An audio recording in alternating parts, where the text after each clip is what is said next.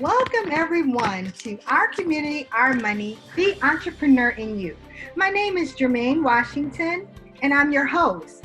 For today's show, we will be speaking with Ravi Brahmbhatt, Director for the Center for Entrepreneurship at HCC Southwest College. Also, scholarship winners for the Ideas Pitch Competition, Luisa, Mac, and Joe. These winners are here to share their stories and tell us all about their ideas and their goals. Stay tuned. This will be a great show.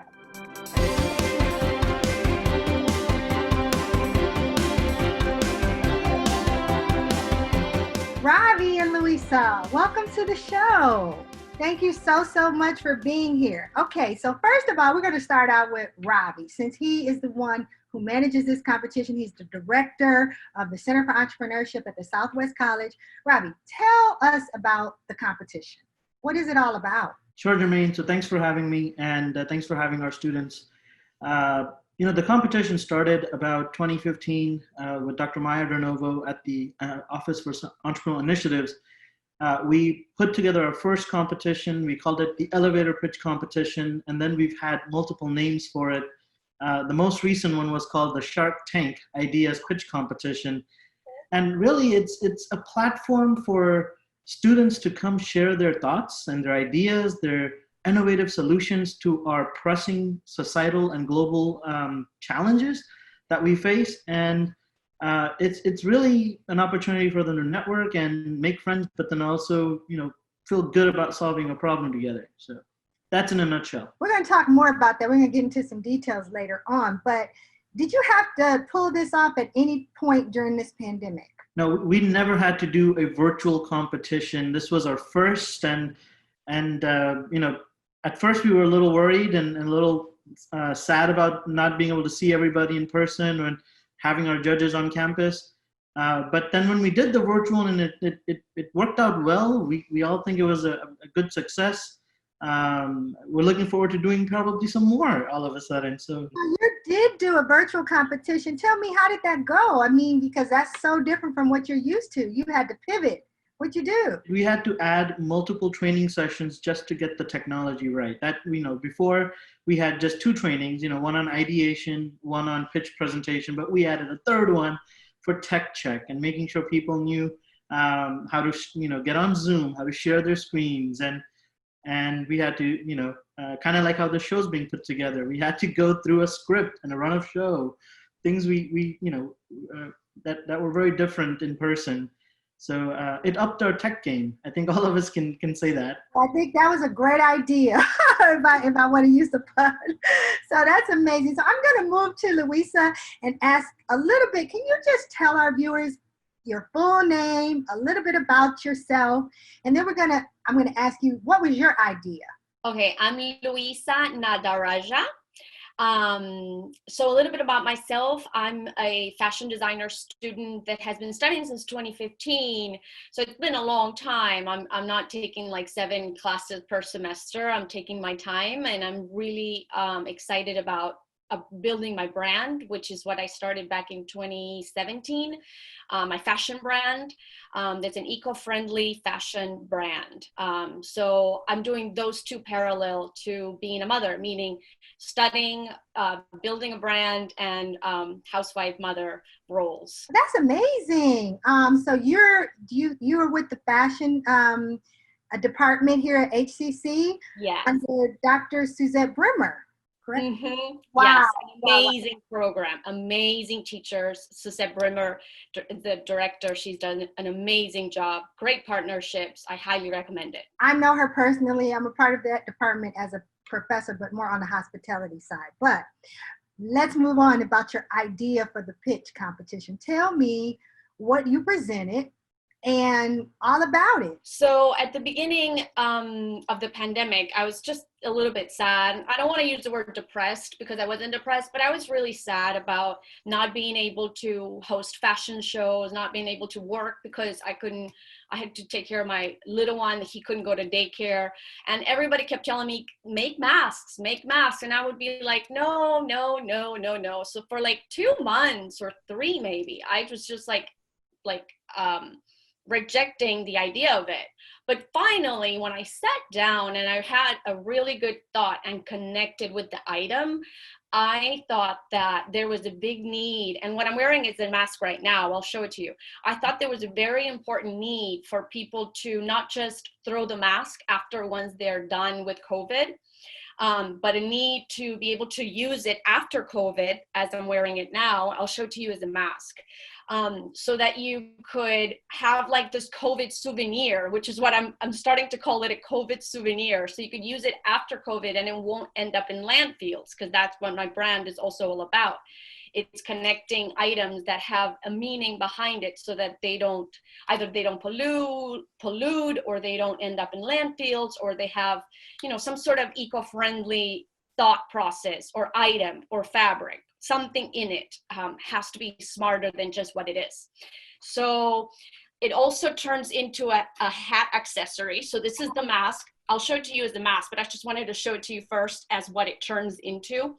So it's a hat accessory. You could accessorize your hat. You could wear it as a headband. And this is how you can put it on as a mask. Oh, wow. You're very creative. I think I need to buy. How much are they? I think I need to purchase one of those. I need a pen. I have a hat. Okay.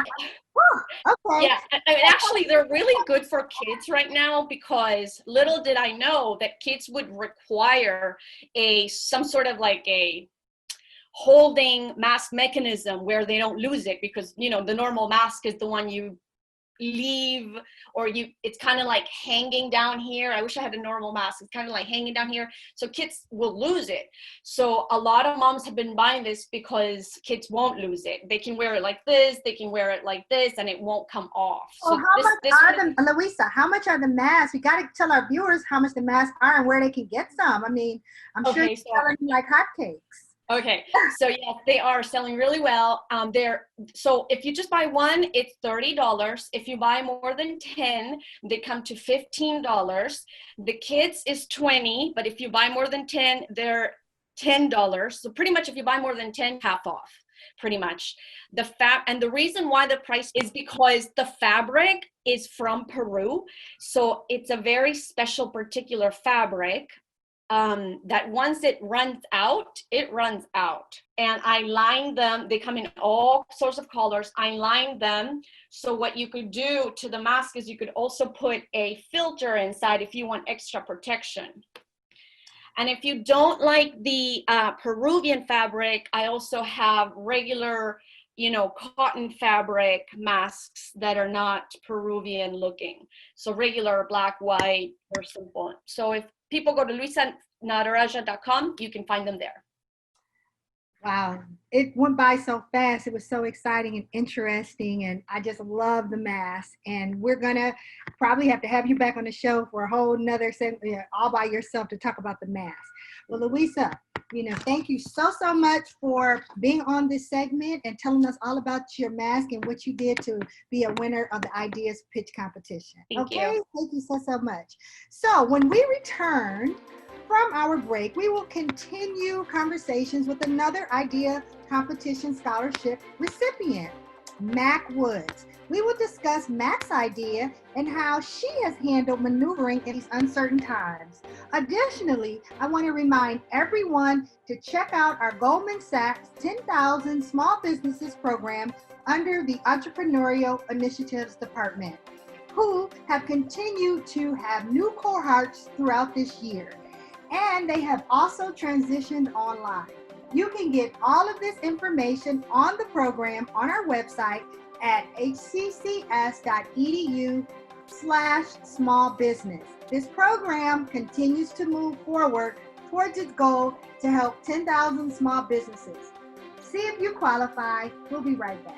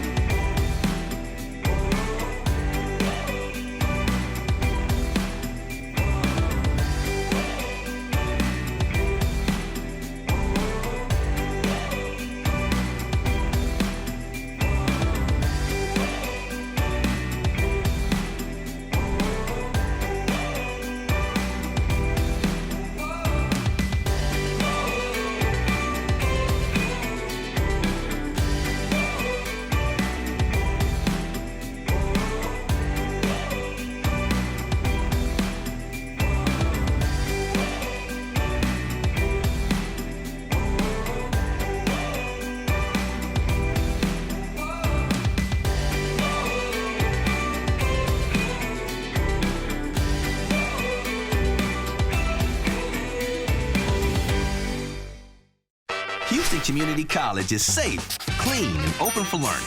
We're sanitizing our classrooms and reducing class sizes so you can feel good when you come back. Register now at hccs.edu/college your way.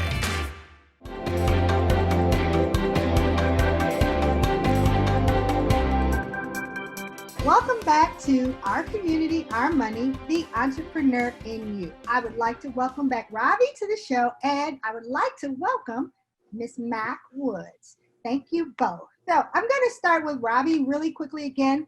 Ravi, when is the next competition and how can people apply? So the next competition dates are not yet announced, but the website to learn more is hccs.edu/pitch, P-I-T-C-H. Now I'm going to move on to Mac.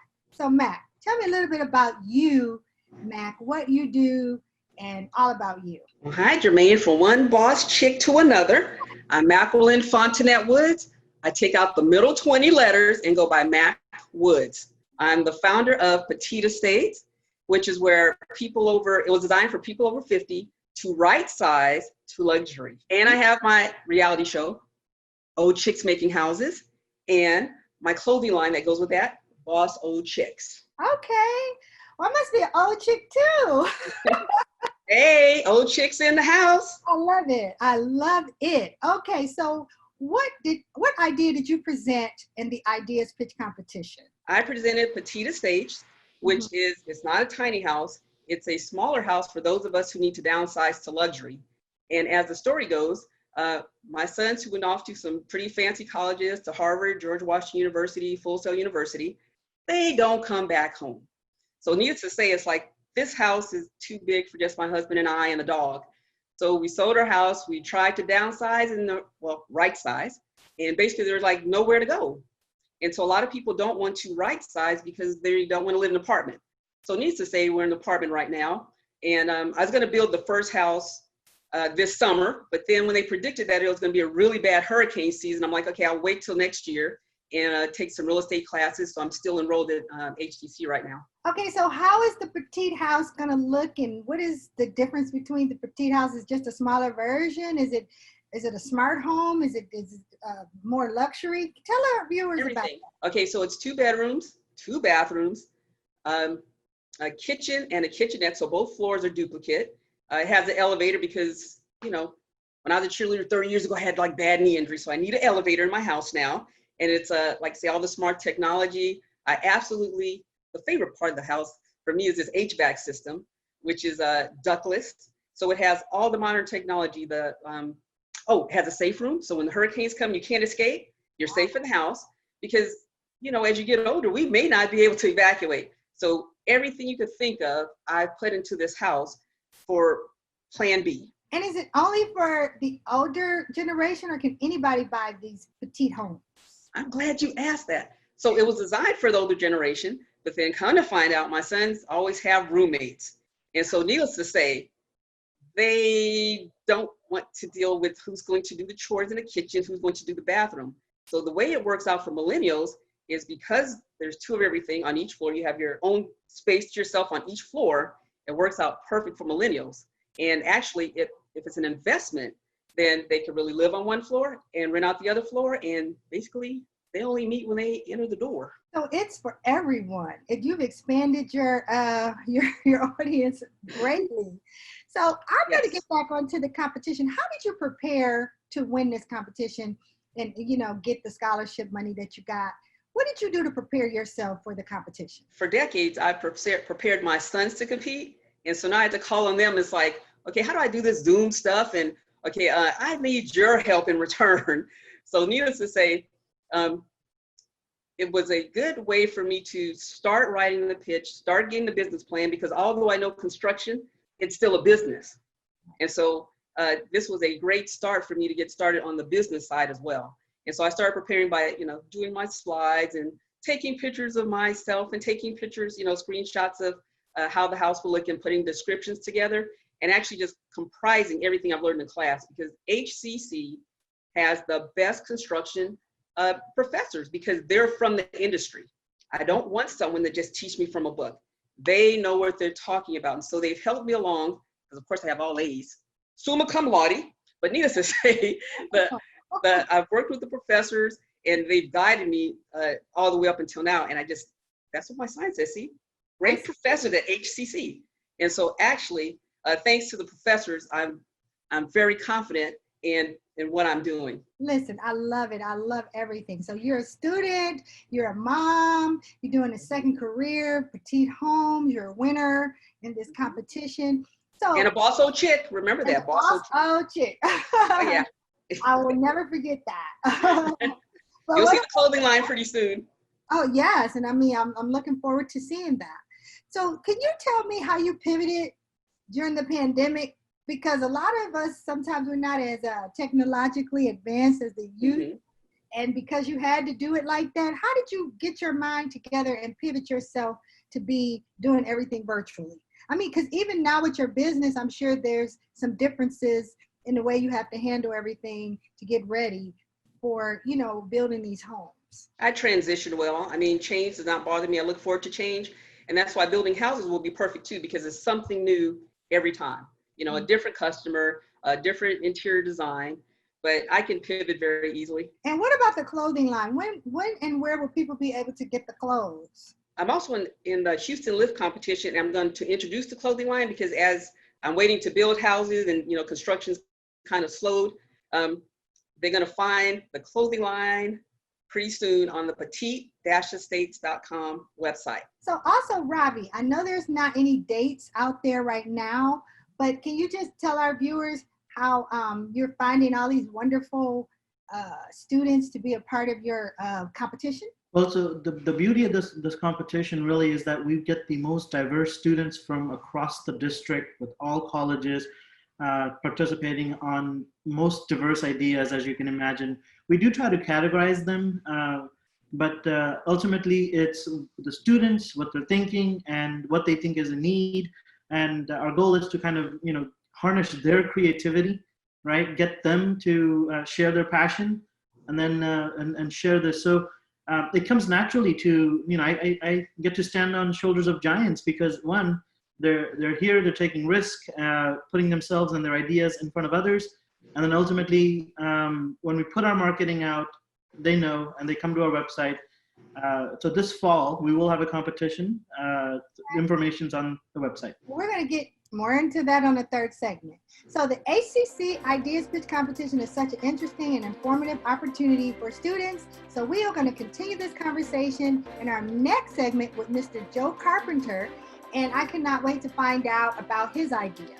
But please remember, everyone, that the Entrepreneurial Initiatives Department has so many unique areas under its department to reach students, community, and entrepreneurs. There are so many opportunities and resources available for anyone through our department, and one of those areas is the corporate college. This college is right now in partnership with the Texas Workforce Commission, and they provide funding and skills for small business program that can be used to train employees. So if you want more information about the corporate college and many other resources, please visit our website. I always talk about the website, hccs.edu/smallbusiness. We'll be right back.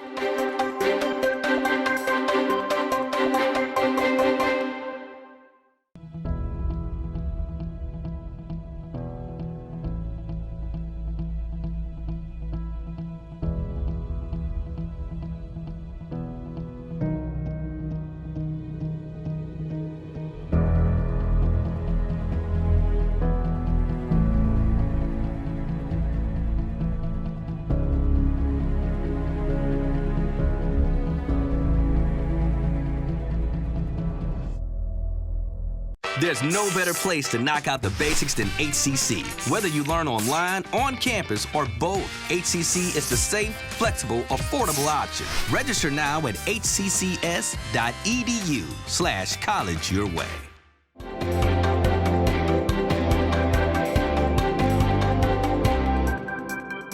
Welcome back, everyone. In this segment, we will continue our conversation with our next HCC Idea Pitch Competition Scholarship recipient winner, Joe Carpenter, and we will continue speaking with Ravi as well. So I'm going to start with you, Jill. Thank you so much for being here. Can you tell our viewers a little bit about yourself, what you do, and then we're going to move on to find out what your idea was. Sure, Ms. Germaine. First, I'd like to thank you for the opportunity to be talking with you today. So thank you very much, and thank you, HCC.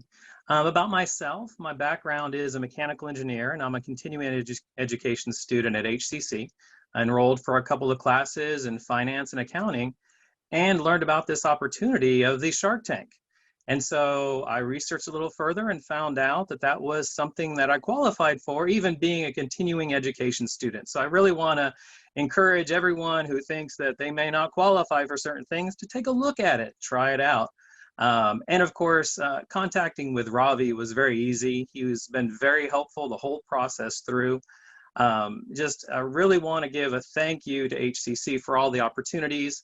And then, of course, through HCC, Ravi connected me to SCORE, which is an entity here in Houston that helps small businesses develop their ideas and bring them to fruition. And so I want to give a little shout out to Mr. Jim O'Sullivan on that as well. Thank you. Okay, what idea did you pitch to win this scholarship? Well, you know, it was very timely to start thinking about an idea when I saw the Shark Tank information. And in fact, being in the summer and being in the midst of COVID-19 and economic downturn, I really started thinking about how I can help everyone with something that can bring people work and work to the people. And so not only does that work as far as getting folks back into work, but this is also for folks that are basically looking for an opportunity to increase their success. The challenge is to use technology and leverage that power of opt-in employment. And so this is not just for the employed, as I mentioned, it's for anyone that wants to turn their spare times into spare dimes. Yes, trademark. So the company is Service Hub, and Service Hub provides the trusted online platform for people to share, discover, and meet local needs. This is especially true right now, as I mentioned, with COVID. Folks don't necessarily want people coming into their house to give them bids and quotes on services they may need. Instead, most of the work can be done online and remotely. I think this is a benefit for both the consumer, who, again, doesn't need to have make time in their calendar and show up at home, but the contractor doesn't get there, and then they have to wait for a larger time window. And so this helps them out, but it also helps the contractor because they don't have to come and look at jobs. They can see them remotely, and that saves time, money. It helps save the economy by saving gas and transport time and less people on the highways. I think everyone in Houston would agree is a great thing for Houston. Yes, I definitely agree, especially because people probably are out of work and this is an opportunity for them. Speaking of that, so if I'm out of work and I want to do this, can you give me a little bit of a rundown on how I would go about it? Like, I'm Germaine Washington, I don't have a job.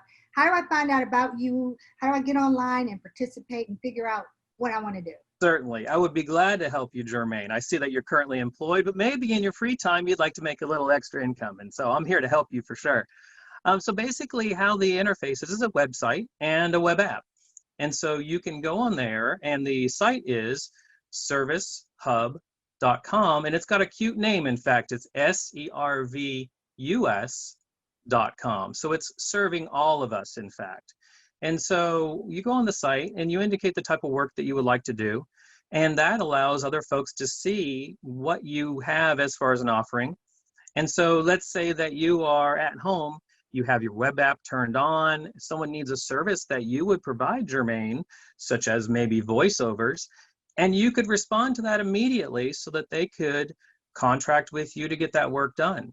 And now it becomes even easier for you because Service helps you get the work done, meaning we help with the contracts, we help with the communication, we help with the payments. And so everything is turnkey such that you are suddenly a self-entrepreneur.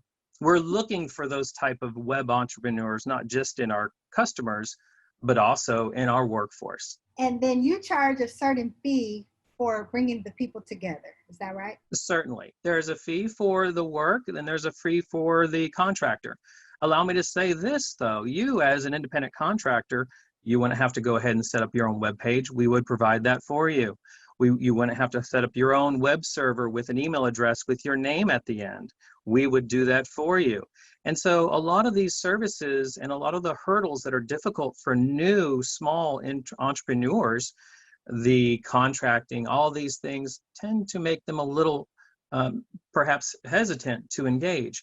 My goal here is for full engagement, is to get as many folks that want to be employed, that want to have work in their free time or in their full time, so that they are fully engaged in society, and that helps everybody out. I love it. I'm going to tell my daughter about you. She's unemployed. She needs a job.